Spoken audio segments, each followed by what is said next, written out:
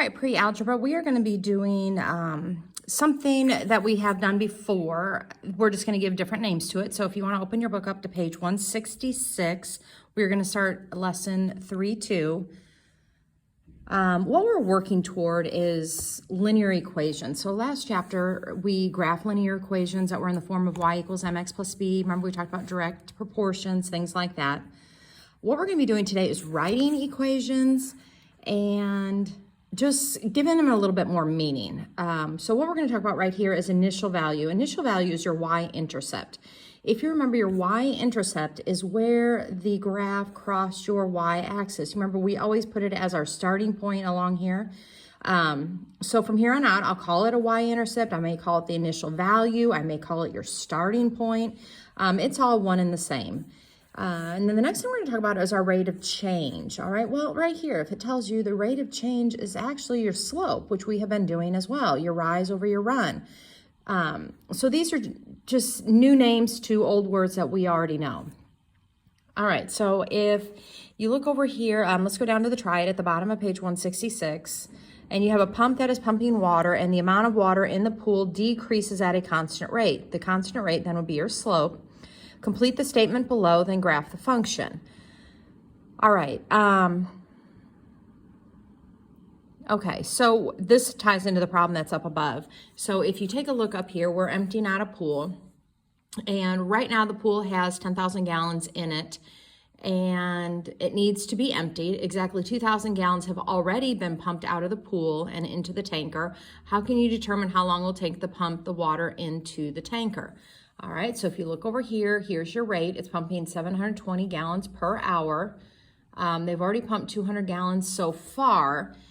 So when you come down here, it says the amount of water remaining in the pool is so many gallons. Well, it started with 10 gallons. We've already pumped 2,000. So our starting amount would be 10,000 minus 2,000, which would be 8,000. All right, and it says the amount of water pumped each hour is, and that was up there as well, 720 gallons per hour. So to write our equation, remember it's y equals mx plus b. M is your slope. This is your starting point. So we would put 720. It's 720 gallons per hour. So there's our x.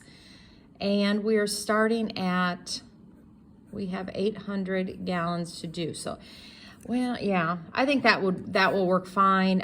You could also put this, I'd probably put this as a negative because you're pumping it out. So I feel like the amount of water being pumped each hour is 720. So you're starting with, whoops, that's 8,000. 8,000 gallons, and you're taking away 720 gallons every hour.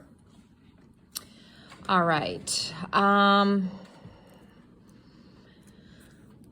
All right, let's take a look up at the above. We're on page 167. It says, how can you determine whether the function relationship between the side length is a function? All right, so you remember we did this on the IXL. You take a look, 0 match to 0, 1 match to 1, 2 match to 4, 3 to 9, 4 to 16. Okay, is this a function? So it says each input value has a unique output value. So it's a function. I don't see any repeating values in my X spot. But the question, and when you come over here and you graph those points, which is absolutely fine, we're going to graph it.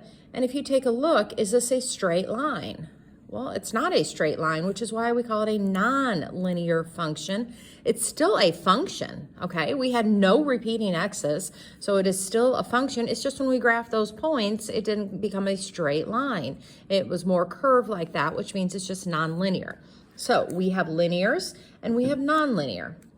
All right, now here's what we did when we were doing our Kahoot the other day, and you guys were like, oh, how do I know if it's a function? When we had the graphs there, okay, and I said it was a really easy test. What we're going to call this is the VLT, which stands for the vertical line test. It has to pass this in order to write yes. So what you do is you imagine you're drawing a vertical line anywhere down here, and if it crosses more than once, then the answer is no, it's not. That means that an X value corresponds to two different ones, all right? So if by chance you had a dot here and a dot here, well, that's because they had the same X value, and we can't have the same X value in order to be a function. So If I take a look at this and I ask you, is this graph a function? You're going to say yes. It passed that vertical line test. I look here. I'm drawing it, Yep, only cross it one time. So yes, it passed the vertical line test. It's a function. But here, if you take a look, and they highlighted the dots for you. If I drew a vertical line, I crossed the graph twice. I cross it twice here, and multiple times. So it doesn't matter which ones you pick. The point is you're crossing that graph more than once, which means these X values had to have been the same because the dots are lined up on top of one another. So this is not a function. So yes, it's a function. Yes, it's a function. No, it's not. It has to pass the vertical line test. All right, so it says here, draw a graph that represents a linear function. What equation represents that function? All right, so this one's linear, okay? It has to be a straight line. Remember, they're just asking you to do whatever you want to do. I'm just going to choose to start here at 2, and I'm going to choose my rate of change to be 2 over 1. So 2 over 1, 2 over 1, down to left. And I can draw my line in. All right, so I'm just making this up as we go. So I'm going to say, well, my equation, wasn't my rate of change 2 over 1, which is 2x? That looks like a z, but it's a 2. A 2x, and didn't I make my starting point at 2? All right, so there we go.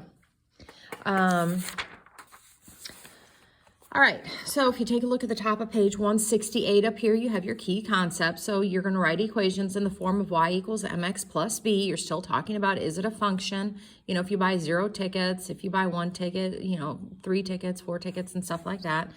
Here you're going to graph it. It's a linear function.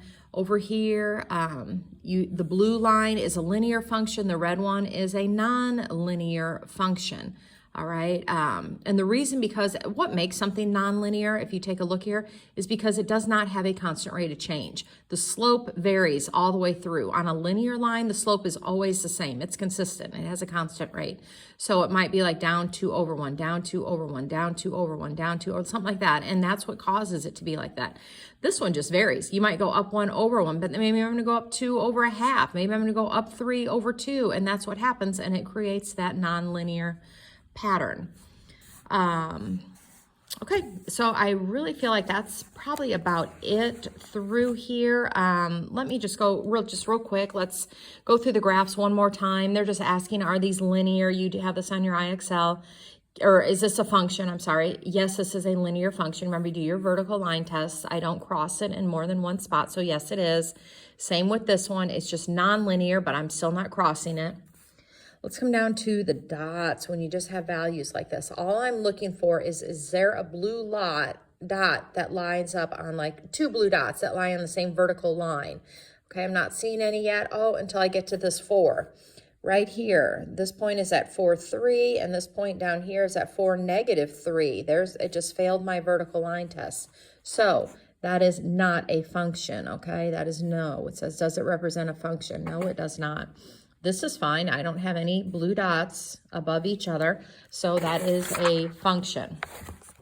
All right, so if I take a look over here, I don't even know what the question is, but if I would ask you which one of these is a function, which one's not? This one is, I can draw vertical lines and I only hit the graph once. This one is not. If I drew a vertical line right here, I hit the graph multiple times. Not a function. All right, your homework, and I will put this on Google Classroom as well, you're going to be doing Z1 and Z2 on IXL, and I think I only want you to get to an 87% on both.